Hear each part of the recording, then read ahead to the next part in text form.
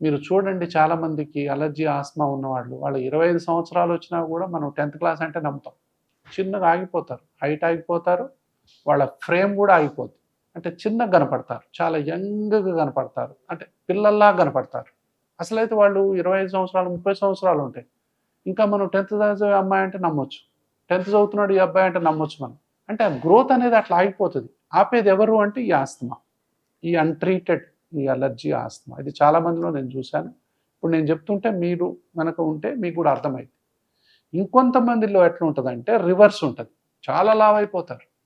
విపరీతంగా దగ్గొస్తది, చెమటొస్తది, ఇంత లావైపోతారు, మెట్లెక్కలేరు, పరిగెత్తలేరు, ఆట ఆడలేరు, లేజీగుంటారు, కూర్చుంటారు.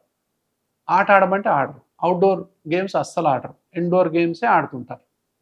అంటే వీళ్ళల్లో ఒబేసిటీ అనేది కొంతమందిలో ఒబేసిటీకి కనపడుద్ది మనకు. ఎందుకు? వీళ్ళు ఫిజికల్ యాక్టివిటీ చేయలేరు. చేద్దామంటే ఆయాసం వస్తది వాళ్ళకి.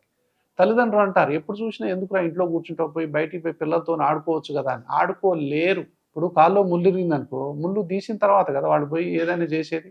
కాల్లో ముల్లు ఉంటే ముల్లు తీయకుండా మనం పోయి ఆడుకోరా అంటే ఎలా? ఆ ముల్లుతో సమానం ఈ ఆస్తమా అనేది. అది తీసేస్తే మనం ఆడుకోమని చెప్పాల్సిన అవసరం లేదు. వాడివే పోయి ఆడుకుంటారు. సో చాలామంది ఈ పొరపాటు చేస్తా ఉంటారు. ఎందుకురా నువ్వు ఆడుకో అంటారు.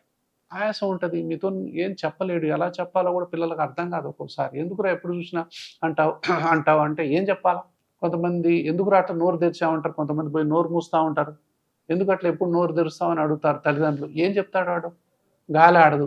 అంటే ఏంటి? నాకు బానే ఉంది కదా అంటారు కొంతమంది. సో ఈ కనిపించని బాధలు ఏదైతే ఉన్నాయో ఈ అలర్జీ, ఆస్తమాలో ఇవి అంటే మనం చాలా దగ్గరగా చూస్తే తప్ప అర్థం కావు.